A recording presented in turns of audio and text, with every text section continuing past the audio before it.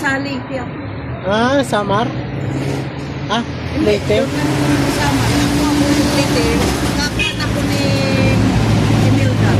Ah, Sa Tacloban. Tacloban? Tapos sunod-sunod na yan. Saan ka pa yun ng Leyte? Ah, Leyte yun. Leyte nga yan sila. Tulusa, tapos sunod-sunod dun sa Aboyo. May datarapa ako na sa may malap. May baybay lang. Oh, bye-bye ah. Sunod-sunod na yung bye-bye. Kami bakulod kami. Bakulod. Matagal ka ng vlogger? Bago lang. Magkasawa ka. Hindi pa. Hindi pa ano pa eh. Ay, gawin mo na lang no, para may exercise ka. Oo. Mabuti nga may ginagawa ka. Sabi ko, Tama yung ginagawa mo. sabi ko sana tulungan ako ng mga kapwa kong ano eh. OFW eh. Kasi sila may trabaho ako. Umuwi ako dito. Wala na akong trabaho. O sa iyo, pwede ka humingi ng kwan kasi may kwan ka, problema. Pero kung mga katulad na katulad sa atin na OFW mangingi sa mga kapwa ko, hindi naman nakakawa naman dahil puro pareho din Oo. nagsisikap eh. Sabi ko nga, eh, May mga pamilya siguro yan din. hindi, mga katanong factor worker. Matagal ka doon? Matagal ko din. 14 Kaya years ka ako. nakawin na kwan na. 14 years ako din. Buti ganun na yun.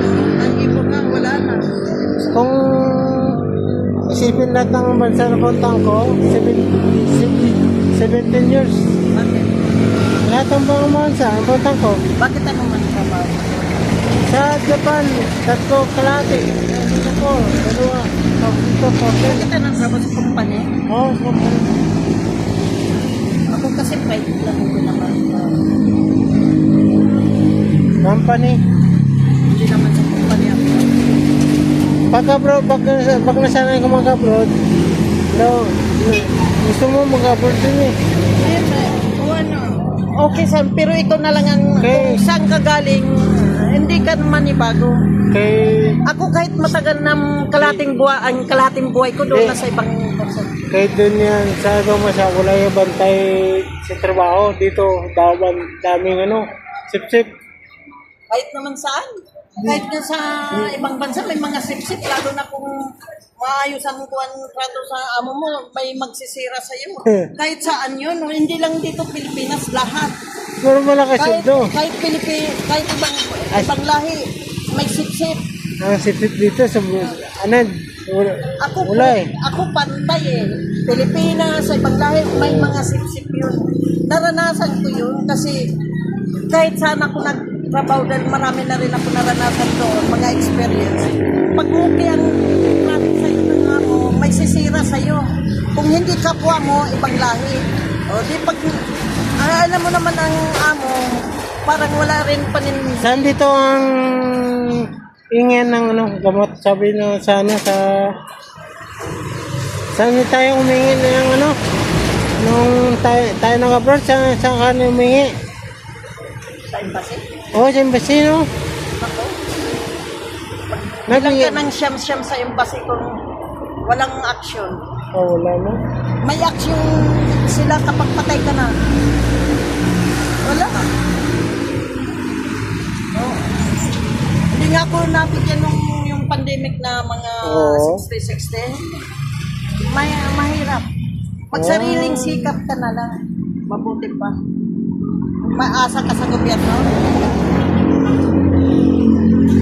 At Sariling yung sikap na lang. pinadala nating pera, parang ng gobyerno yun eh. Pag may kapit kasi pag Oh, sige. mahirap ka, mahirap. Sige, sige. Sige, ingat ka, kabayan. Okay. Thank you. Huwag ka masyado Ay. yan ang bawal talaga sa mga katulad sa iyo. Tumba ko eh. Oh? Nakapo lang ako, nakapo lang.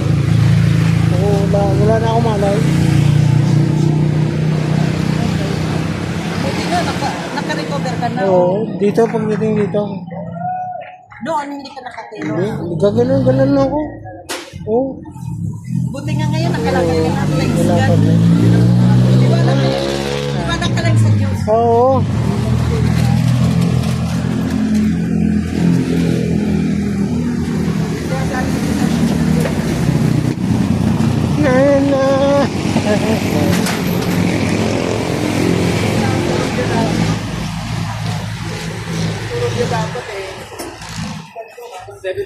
matutulog. Bitin-bitin niya pag natulog.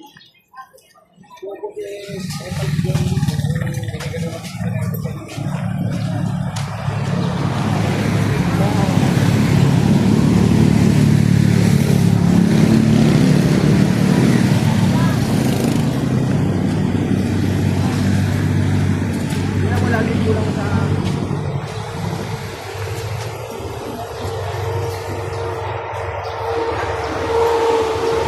Dami.